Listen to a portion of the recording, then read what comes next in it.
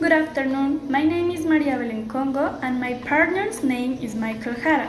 We are first semester students of language pedagogy and today we are going to tell about the book The Watchers. Biography. Jennifer Bassett was born in West Rome on 16 May 1942 and passed away on 25 November 2006. She was a teacher trainer, editor and writer of materials and has taught in England, Greece, Spain and Portugal. She is the series editor of the Oxford Bookworms Library and has written over 20 original and retold stories for the series, including The Patron of the Opera, One Way Ticket, The President's Killer, and William Shakespeare. Two of his adaptations, The Rabbit Profanes and Love Among the Haystacks, have won Language Learners' Literature Awards, and three of his other titles have been finalists for the awards.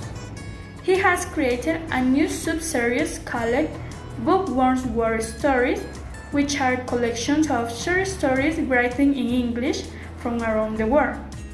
She has also written original stories for the English Today readers and Storyline series.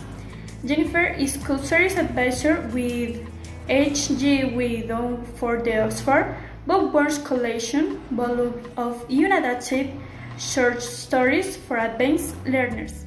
Summary of The Watchers.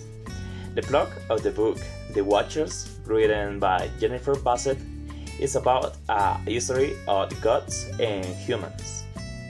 This history begins by telling us about two beings, Akita and Taras, who were 3,000 years old and were known as the Watchers, or the golden statue of the Greek god Poseidon, god of the sea and earthquakes.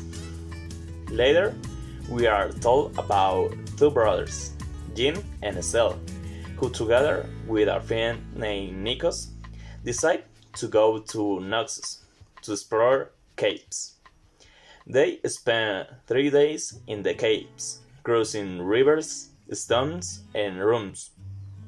On the last day, Jim finds a bowl of gold and was eager to sell it for money.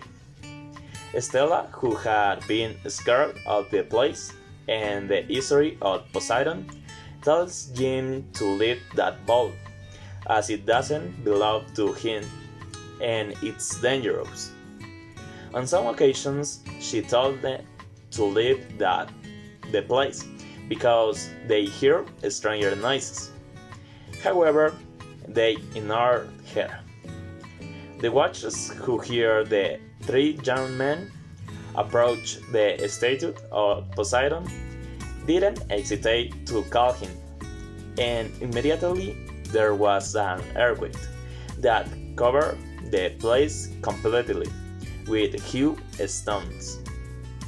News from Crete report the death of three young men in the caves below the palace of Naxos. It was Jim, Stella, and Nikos, who couldn't take the god's gold and lay under the stones without moving next to the gold ball, Watchers say. Book commentary. I like this book because it tells us a history of Greek gods as well as leaving us a message. I think the book had a good development. However, it had many details without telling us to better understand the history. And regarding the message, it is that we shouldn't take things that don't belong to us because they can have serious consequences, and also that we pay attention to the advice that other people give us. In my opinion, this book is perfect for people who like to read about fiction and theology. This story shows us how dangerous ambition can be in people, because Jim and Nikos planned to steal gold that didn't belong to them, and in the end they died with Stella. Also, that it is not right to take what belongs to other people, because we have to be respectful On the other hand, we have to consider the warnings that people give us before we suffer the consequence. For example, in the story, Stella warned her brother and friend that bad things could happen if they continued exploring the caves and took the gold. However, they ignored her and ended up all crushed with stones by the earthquake caused by Poseidon. Thank you.